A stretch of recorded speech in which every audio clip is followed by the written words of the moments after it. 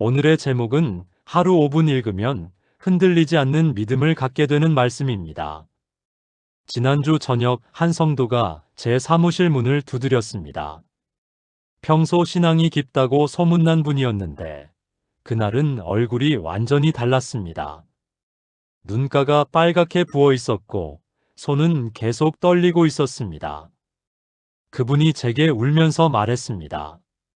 목사님, 저는 매일 새벽 5시에 일어나서 2시간씩 기도하고 성경을 읽습니다.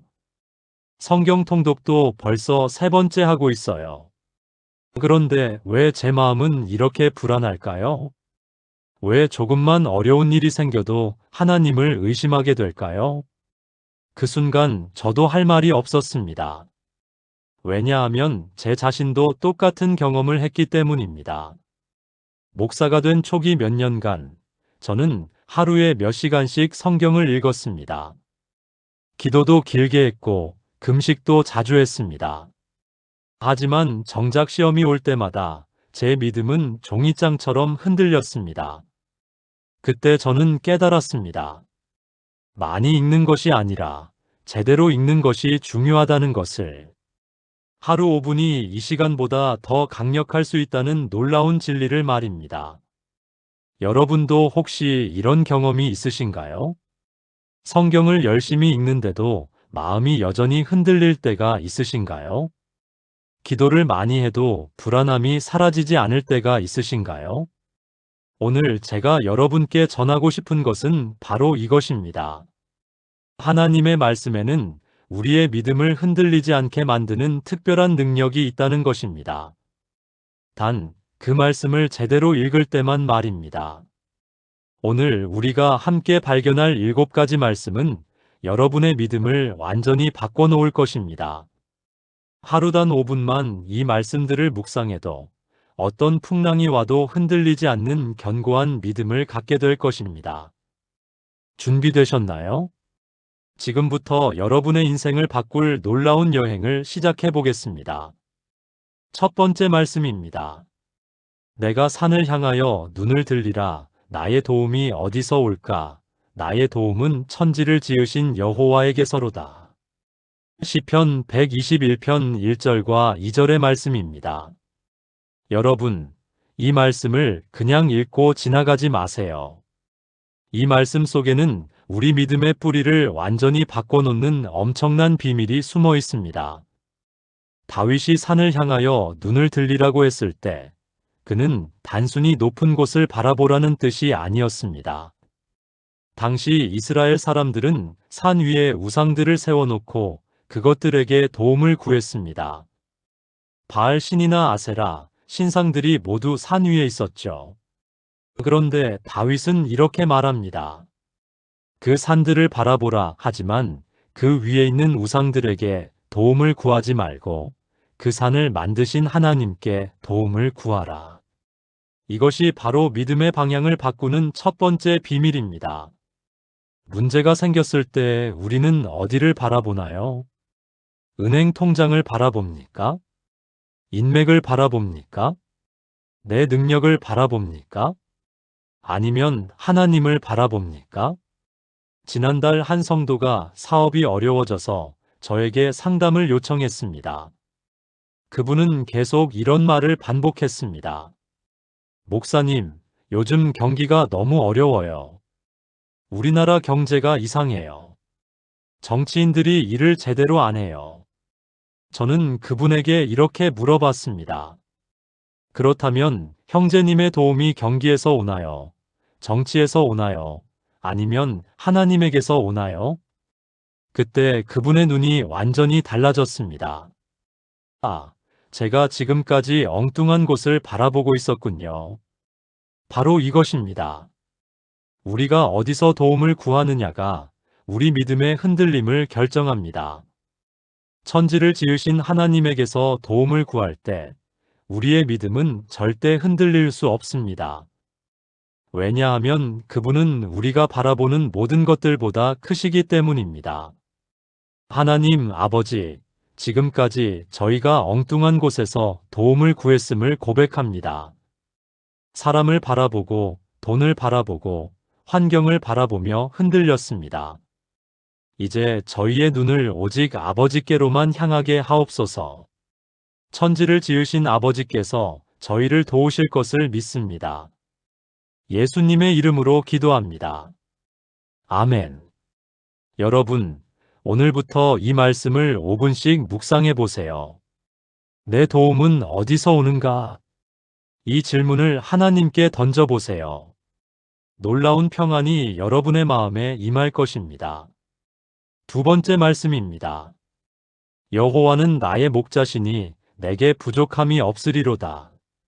시편 23편 1절입니다. 여러분, 이 말씀이 얼마나 혁명적인 선언인지 아시나요? 다윗은 자신을 양에 비유했습니다. 양은 세상에서 가장 연약한 동물 중 하나입니다. 스스로 길을 찾지도 못하고 적으로부터 자신을 보호할 수도 없습니다. 심지어 넘어지면 혼자서 일어날 수도 없습니다. 그런데 다윗은 자신이 바로 그런 양이라고 고백했습니다. 이것이 얼마나 겸손한 고백입니까? 하지만 동시에 이것은 얼마나 담대한 선언입니까? 여호와는 나의 목자시니 내게 부족함이 없으리로다. 여기서 핵심은 부족함이 없다는 것이 아닙니다. 핵심은 여호와가 나의 목자라는 것입니다. 목자가 있는 양은 절대 부족함이 없습니다. 왜냐하면 목자가 모든 것을 책임지기 때문입니다.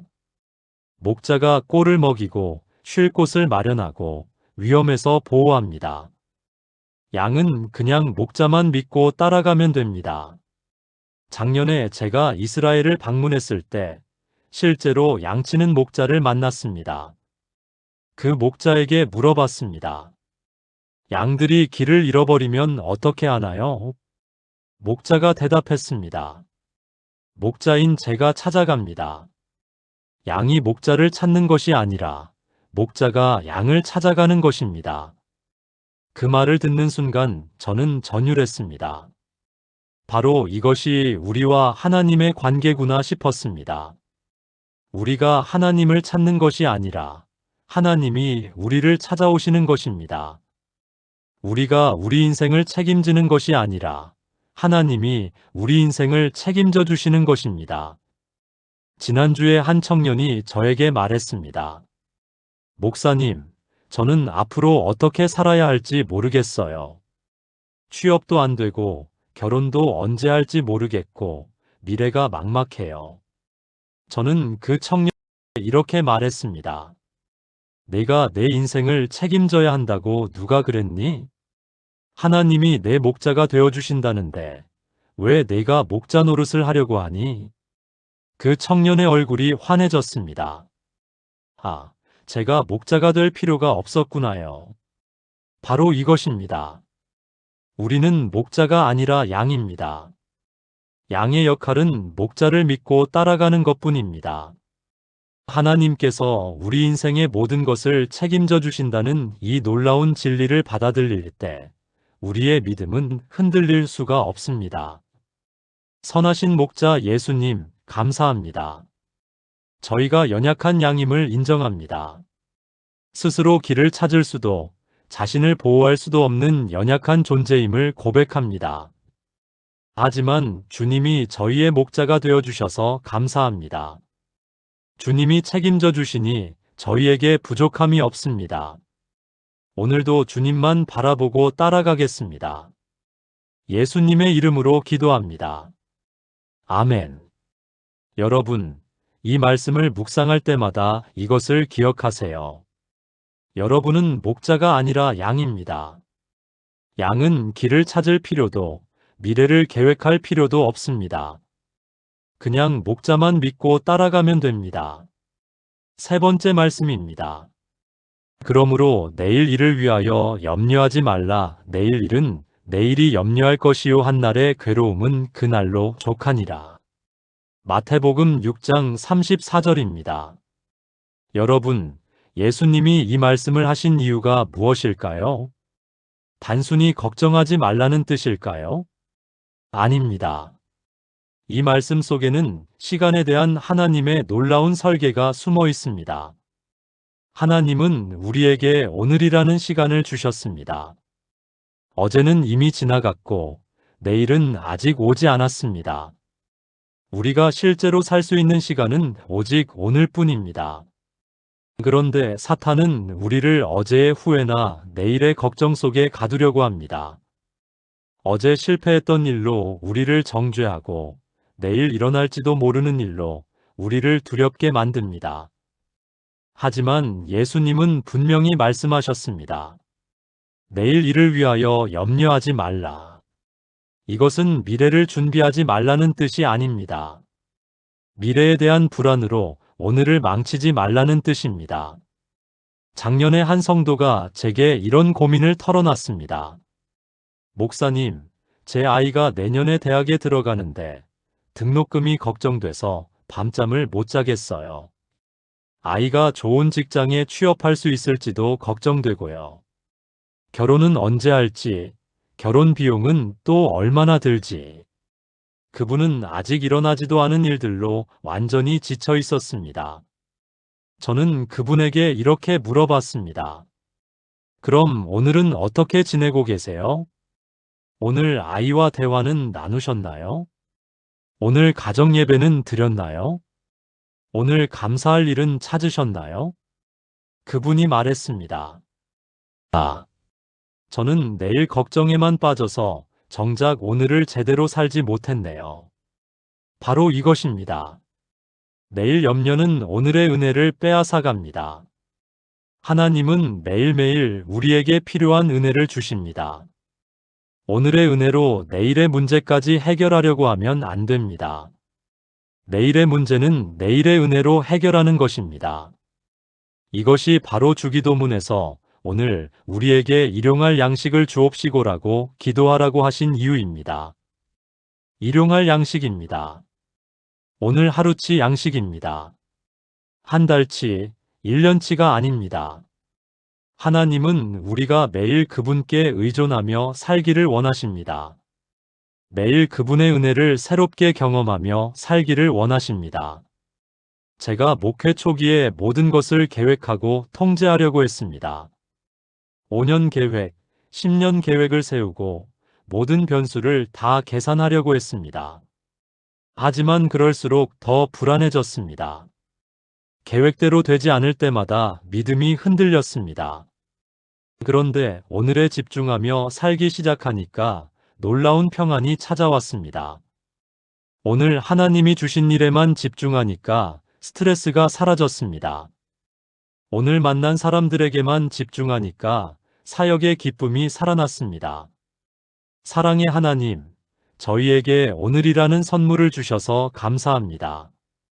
어제의 후회와 내일의 걱정으로 오늘을 망치는 어리석음에서 저희를 구원해 주옵소서. 오늘 하루만 주님과 동행하며 살겠습니다. 오늘 주님이 주시는 은혜만으로도 충분합니다. 오늘을 주님의 사랑으로 가득 채워 주옵소서. 예수님의 이름으로 기도합니다. 아멘. 여러분, 오늘부터 이렇게 살아보세요. 내일 걱정이 찾아올 때마다 내일 일은 내일이 염려할 것이요라고 고백하세요. 오늘에 집중하세요. 놀라운 평안이 여러분을 덮을 것입니다. 네 번째 말씀입니다. 수고하고 무거운 짐진 자들아, 다 내게로 오라, 내가 너희를 쉬게 하리라. 마태복음 11장 28절입니다. 여러분, 이 말씀은 예수님이 우리에게 주신 가장 따뜻한 초대장입니다. 여기서 주목할 점은 예수님이 완벽한 자들아라고 하지 않으셨다는 것입니다. 의로운 자들아라고 하지도 않으셨습니다. 수고하고 무거운 짐진 자들아라고 하셨습니다. 이것은 모든 사람을 위한 초대입니다.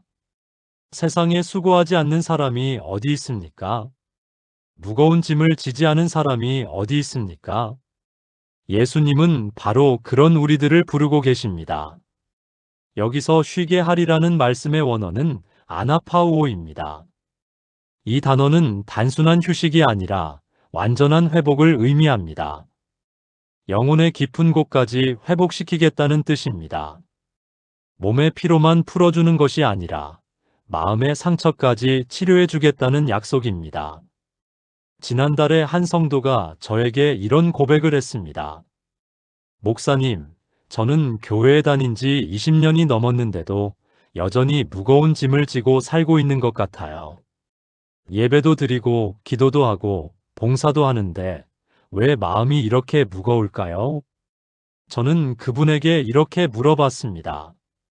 그동안 예수님께 정말로 오셨나요? 아니면 예수님 곁에 머물면서도 여전히 혼자서 짐을 지고 계신 건 아닌가요? 그분이 깊이 생각하더니 이렇게 말했습니다.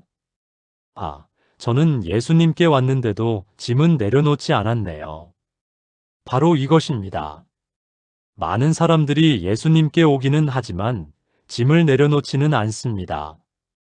예수님과 함께 있으면서도 여전히 혼자서 모든 것을 해결하려고 합니다.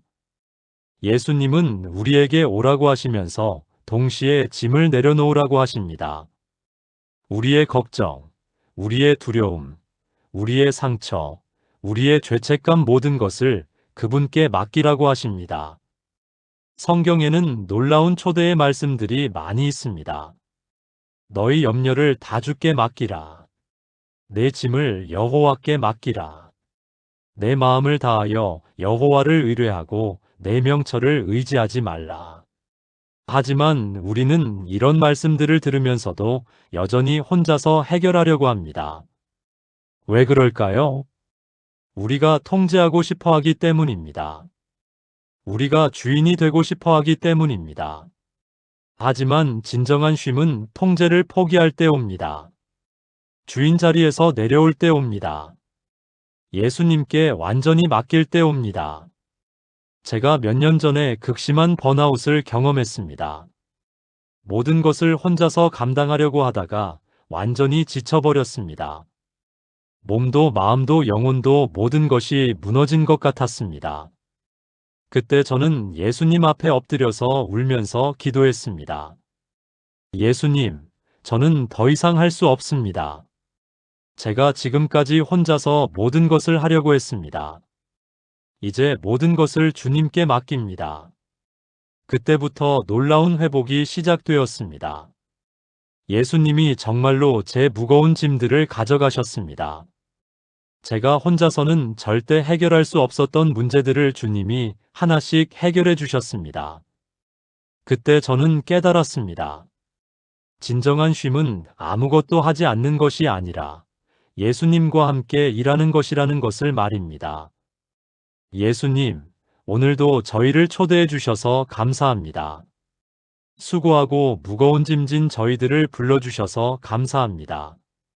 저희가 지금까지 혼자서 지고 있던 모든 짐들을 주님께 내려놓습니다. 걱정도, 두려움도, 상처도, 죄책감도 모두 주님께 맡깁니다.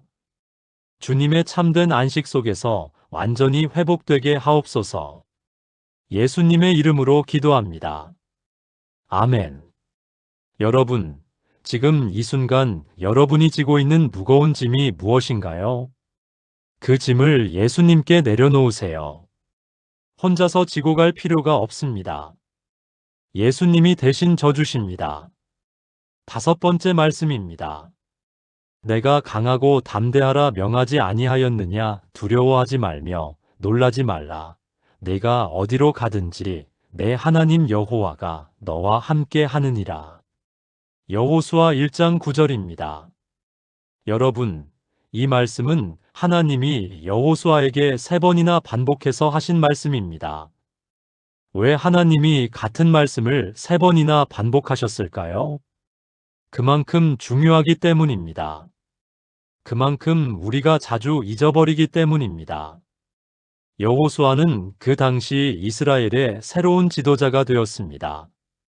모세라는 위대한 지도자를 이어받아야 하는 엄청난 부담감이 있었습니다. 앞에는 가나안 정착이라는 어려운 과제가 기다리고 있었습니다. 수많은 적들과 싸워야 했고 백성들을 이끌어야 했습니다. 인간적으로 보면 두려워할 만한 상황이었습니다. 바로 그때 하나님이 이 말씀을 주셨습니다. 강하고 담대하라. 여기서 강하고 담대하라는 명령이 아니라 선언입니다. 강해지려고 노력하라가 아니라 너는 이미 강하다는 선언입니다. 왜냐하면 하나님이 함께 하시기 때문입니다. 하나님이 함께 하시면 우리는 자동으로 강해집니다. 우리 자신의 힘으로 강해지는 것이 아니라 하나님의 임재로 강해지는 것입니다. 그래서 하나님이 두려워하지 말며 놀라지 말라고 하신 것입니다. 이것도 명령이 아니라 선언입니다. 두려워하지 않으려고 노력하라가 아니라 두려워할 이유가 없다는 선언입니다. 왜냐하면 네가 어디로 가든지 내 하나님 여호와가 너와 함께 하느니라고 약속하셨기 때문입니다. 작년에 한 청년이 해외 선교사로 나가기 전에 저를 찾아왔습니다. 그 청년은 완전히 두려움에 떨고 있었습니다. 목사님, 저는 언어도 잘 못하고 경험도 없고 능력도 없는데 어떻게 선교사가 될 수 있을까요? 현지에서 문제가 생기면 어떻게 해야 할까요? 혼자서 모든 것을 감당할 수 있을까요? 저는 그 청년에게 이 말씀을 나누어 주었습니다. 하나님이 너를 강하고 담대하게 만들어 주신다. 내가 어디로 가든지 하나님이 함께 하신다. 그 청년이 눈물을 흘리며 말했습니다. 아, 제가 혼자 가는 것이 아니었군요. 하나님이 함께 가시는군요. 바로 이것입니다. 우리는 결코 혼자가 아닙니다. 어디를 가든지 하나님이 함께 하십니다. 직장에도, 가정에도, 학교에도, 심지어 병원에도 하나님이 함께 하십니다. 문제는 우리가 그것을 잊어버린다는 것입니다. 어려운 상황이 오면 마치 혼자인 것처럼 느낍니다. 하지만 성경은 분명히 말합니다. 하나님이 우리를 혼자 두지 않으신다고 말입니다. 이 약속은 조건부가 아닙니다. 우리가 잘했을 때만 함께 하시는 것이 아닙니다. 우리가 실패했을 때도, 연약할 때도, 의심할 때도 함께 하십니다. 내가 어디로 가든지라는 표현을 보세요. 제한이 없습니다. 어떤 곳이든, 어떤 상황이든 하나님이 함께 하십니다. 죽음의 음침한 골짜기에도 함께 하십니다. 제가 목회하면서 가장 큰 위기를 맞았을 때가 있었습니다. 교회 안에서 큰 갈등이 생겨서 많은 성도들이 떠나갔습니다. 저는 완전히 절망했습니다. 하나님, 제가 목회를 잘못하고 있는 것일까요? 이제 모든 것이 끝난 것일까요? 그때 하나님이 이 말씀으로 저에게 말씀하셨습니다. 강하고 담대하라. 내가 너와 함께 한다. 그 순간 저는 깨달았습니다. 성공할 때만 하나님이 함께 하시는 것이 아니라 실패할 때도 함께 하신다는 것을 말입니다. 전능하신 하나님, 저희와 함께 하시는 임마누엘의 하나님을 찬양합니다. 저희가 어디로 가든지 함께 하신다는 약속을 믿습니다. 두려움과 불안함이 찾아올 때마다 이 약속을 기억하게 하옵소서. 저희 자신의 힘으로가 아니라 주님의 능력으로 강하고 담대하게 살겠습니다. 어떤 상황에서도 주님이 함께 하심을 믿고 나아가겠습니다. 예수님의 이름으로 기도합니다. 아멘. 여러분, 지금 어려운 상황에 있다면 이것을 기억하세요. 여러분은 혼자가 아닙니다. 하나님이 함께하고 계십니다. 그분의 임재가 여러분을 강하고 담대하게 만들어줄 것입니다. 6번째 말씀입니다. 여호와를 바라는 자는 새 힘을 얻으리니 독수리의 날개치며 올라감 같을 것이요 다른 박질하여도 고나지 아니하며 걸어가도 피곤하지 아니하리로다. 이사야 40장 31절입니다. 여러분, 이 말씀은 지친 자들을 위한 하나님의 특별한 처방전입니다. 인생을 살다 보면 정말 지칠 때가 있습니다. 더 이상 갈 힘이 없을 때가 있습니다. 포기하고 싶을 때가 있습니다. 바로 그때 필요한 것이 이 말씀입니다. 여호와를 바라는 자는 새 힘을 얻으리니. 여기서 핵심은 새 힘입니다. 헬 힘도 아니고 다른 사람의 힘도 아니고 새 힘입니다. 이 새 힘은 하나님에게서만 오는 특별한 힘입니다. 인간의 힘은 한계가 있습니다. 사용하면 할수록 줄어듭니다. 하지만 하나님의 힘은 무한합니다. 사용할수록 더 많이 채워집니다. 그런데 이 힘을 받는 조건이 있습니다. 여호와를 바라는 자입니다. 여기서 바라다라는 단어는 히브리어로 카바입니다. 이 단어는 단순한 기대가 아니라 완전한 신뢰로 기다리다는 뜻입니다. 하나님만이 해답이라는 확신을 가지고 끝까지 기다리는 것입니다. 이사야 선지자가 이 말씀을 할 때 이스라엘 백성들은 바벨론의 포로로 잡혀가 있었습니다. 절망적인 상황이었습니다. 희망이 보이지 않았습니다. 많은 사람들이 하나님을 원망하고 불평했습니다. 하나님이 정말 우리와 함께 하시는가? 하나님이 정말 우리를 사랑하시는가? 바로 그때 이사야가 이 말씀을 선포했습니다. 여호와를 바라보라, 새 힘을 얻을 것이다. 그리고 이 말씀은 실제로 성취되었습니다. 70년 후에 이스라엘 백성들은 바벨론에서 돌아와 성전을 재건했습니다. 절망적인 상황에서 희망이 나왔습니다. 죽은 것 같았던 나라가 다시 살아났습니다. 이것이 바로 하나님의 새 힘입니다. 독수리의 날개치며 올라감 같을 것이요. 독수리는 새 중의 왕입니다. 독수리는 폭풍이 올 때 도망가지 않습니다. 오히려 폭풍의 기류를 타고 더 높이 올라갑니다. 폭풍이 독수리를 더욱 강하게 만들어줍니다. 하나님을 바라는 자들도 이와 같습니다. 시험이 와도 더 높이 올라갑니다. 어려움이 와도 더 강해집니다. 왜냐하면 하나님의 힘을 의지하기 때문입니다. 다른 박질하여도 고나지 아니하며 걸어가도 피곤하지 아니하리로다. 이것은 우리가 슈퍼맨이 된다는 뜻이 아닙니다. 하나님의 힘이 우리를 지속적으로 공급해 준다는 뜻입니다. 달리면서도 지치지 않고 걸으면서도 피곤하지 않습니다. 왜냐하면 우리의 힘으로 가는 것이 아니라 하나님의 힘으로 가기 때문입니다.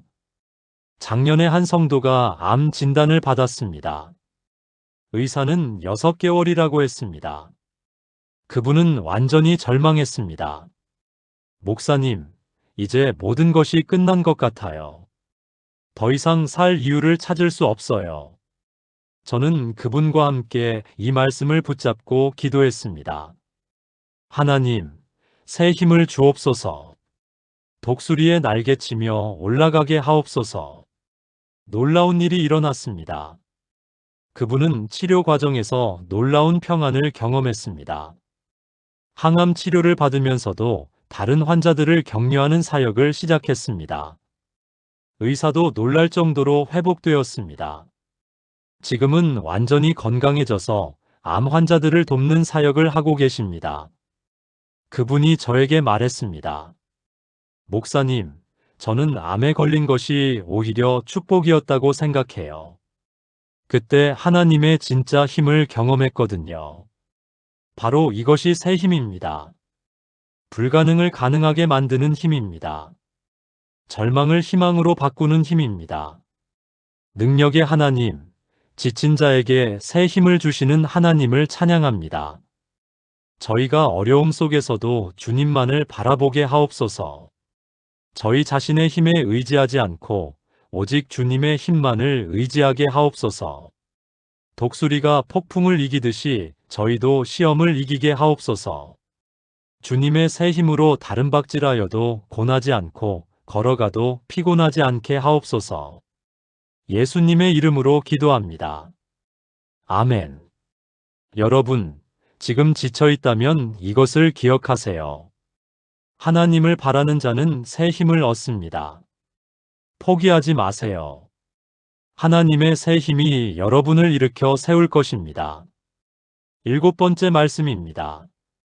그런즉 누구든지 그리스도 안에 있으면 새로운 피조물이라. 이전 것은 지나갔으니 보라 새 것이 되었도다. 고린도후서 5장 17절입니다. 여러분, 이 말씀은 우리의 정체성을 완전히 바꿔놓는 혁명적인 선언입니다. 많은 사람들이 과거의 실패와 상처에 매여서 살고 있습니다. 나는 원래 이런 사람이야. 나는 바뀔 수 없어. 내 과거가 너무 더러워. 이런 말들을 하면서 자신을 포기합니다. 하지만 성경은 전혀 다른 말을 합니다. 그리스도 안에 있으면 새로운 피조물이라. 여기서 새로운 피조물이라는 표현이 놀랍습니다. 단순히 개선된 것이 아니라 완전히 새로운 존재가 되었다는 뜻입니다. 마치 애벌레가 나비가 되는 것과 같습니다.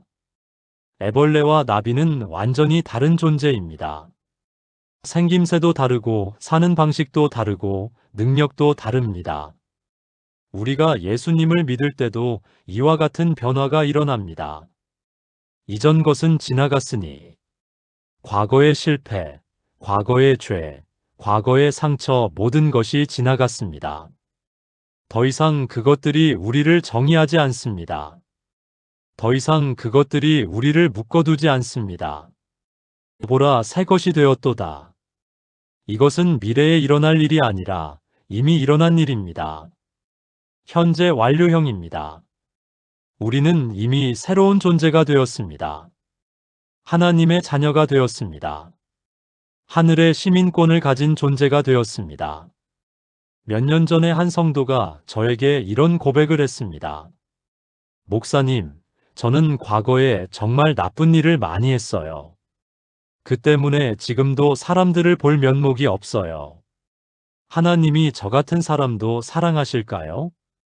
저는 그분에게 이 말씀을 나누어 주었습니다. 하나님은 당신의 과거를 보지 않으십니다. 하나님은 당신을 새로운 피조물로 보십니다. 이전 것은 이미 지나갔습니다. 그분의 눈에서 눈물이 흘러내렸습니다. 정말 그럴까요? 정말 새로운 사람이 될 수 있을까요? 그렇습니다. 성경이 그렇게 말씀하십니다. 그날 이후 그분의 인생이 완전히 달라졌습니다. 과거의 죄책감에서 벗어나 새로운 삶을 살기 시작했습니다. 지금은 많은 사람들에게 희망을 전하는 사역을 하고 계십니다. 이것이 바로 새로운 피조물의 능력입니다. 과거에 상관없이 새롭게 시작할 수 있는 능력입니다. 하지만 여기서 중요한 것은 그리스도 안에 있으면이라는 조건입니다. 우리 자신의 힘으로는 새로운 피조물이 될 수 없습니다. 오직 예수님 안에서만 가능합니다. 예수님의 십자가 피가 우리의 모든 과거를 씻어줍니다. 예수님의 부활 생명이 우리에게 새로운 생명을 줍니다. 성령님이 우리 안에 거하시며 새로운 성품을 만들어 주십니다. 이것은 인간의 의지나 노력으로 되는 것이 아니라 하나님의 은혜로 되는 것입니다. 제가 목회 초기에 한 성도가 계속 같은 죄를 반복하는 것을 보며 실망한 적이 있습니다. 왜 그 사람은 변하지 않을까? 정말 새로운 피조물이 된 게 맞을까? 그런데 하나님이 제게 깨닫게 해주셨습니다. 변화는 하나님의 시간표대로 이루어진다는 것을 말입니다.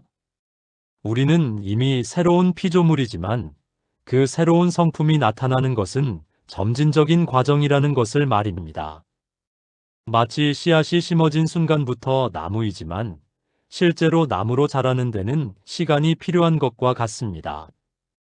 중요한 것은 하나님이 우리를 어떻게 보시느냐입니다. 하나님은 우리의 완성된 모습을 보고 계십니다. 하나님은 우리가 누구인지 정확히 아십니다. 우리는 하나님의 걸작품입니다. 하나님의 자녀입니다. 새로운 피조물입니다. 새로운 생명을 주신 하나님, 저희를 새로운 피조물로 만들어 주셔서 감사합니다. 과거의 실패와 상처에 매여서 살았던 저희를 용서해 주옵소서. 이제 저희는 과거가 아닌 주님 안에서 새로워진 정체성으로 살겠습니다. 이전 것은 지나갔고 새 것이 되었음을 믿습니다. 매일 주님의 형상을 닮아가는 새로운 피조물로 성장하게 하옵소서. 예수님의 이름으로 기도합니다. 아멘. 여러분, 오늘 이것을 기억하세요. 여러분은 과거의 실패로 정의되지 않습니다. 여러분은 하나님의 새로운 피조물입니다. 이전 것은 지나갔고 새 것이 되었습니다. 이 놀라운 정체성으로 담대하게 살아가세요. 사랑하는 하나님 아버지, 오늘 저희에게 이 7가지 말씀을 통해 흔들리지 않는 믿음의 비밀을 알려주셔서 감사합니다.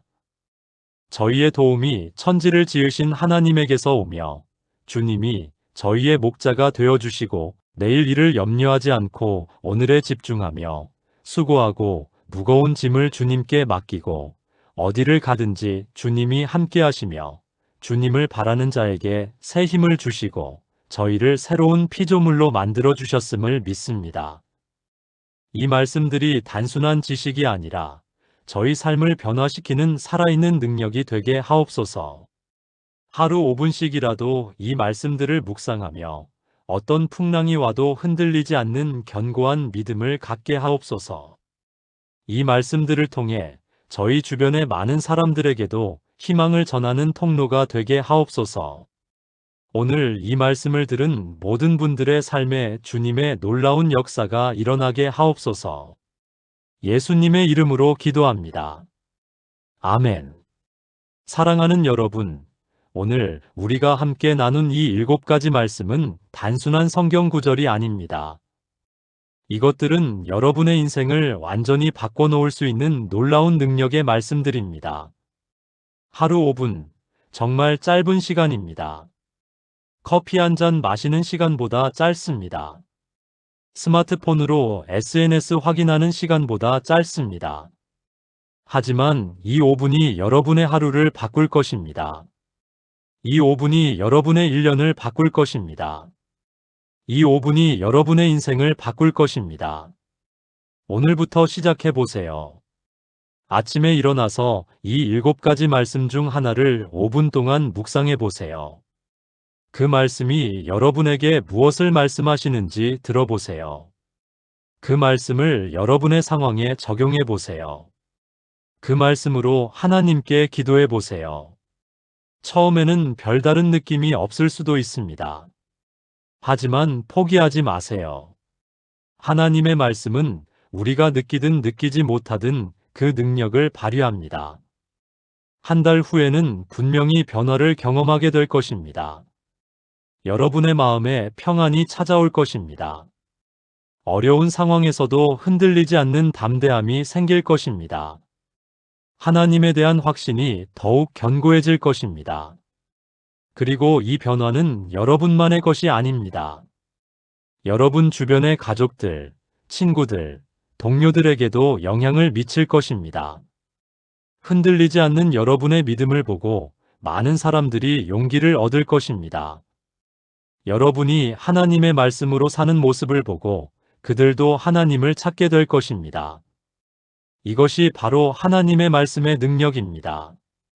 한 사람의 변화가 가정을 바꾸고 공동체를 바꾸고 세상을 바꾸는 것입니다. 오늘 여러분이 이 결단을 하신다면 여러분은 단순히 개인의 신앙생활을 바꾸는 것이 아니라 하나님 나라 확장의 귀한 도구가 되는 것입니다. 마지막으로 이것을 기억하세요. 하나님의 말씀은 살아있고 운동력이 있습니다. 한번 우리 마음에 심어진 말씀은 반드시 열매를 맺습니다. 여러분이 오늘 이 말씀들을 마음에 품고 나가신다면 하나님께서 반드시 놀라운 일들을 행하실 것입니다. 여러분의 믿음이 흔들리지 않게 하실 것입니다. 여러분을 통해 많은 사람들에게 희망을 주실 것입니다. 여러분을 하나님이 기뻐하시는 믿음의 사람으로 세우실 것입니다. 하나님의 풍성한 축복이 여러분과 여러분의 가정에 넘치기를 축원합니다. 하나님의 평강이 여러분의 마음을 지키시기를 축원합니다. 하나님의 사랑이 여러분의 삶을 인도하시기를 축원합니다. 오늘도 하나님의 말씀과 함께 승리하는 하루 되시기를 주님의 이름으로 축복합니다. 아멘.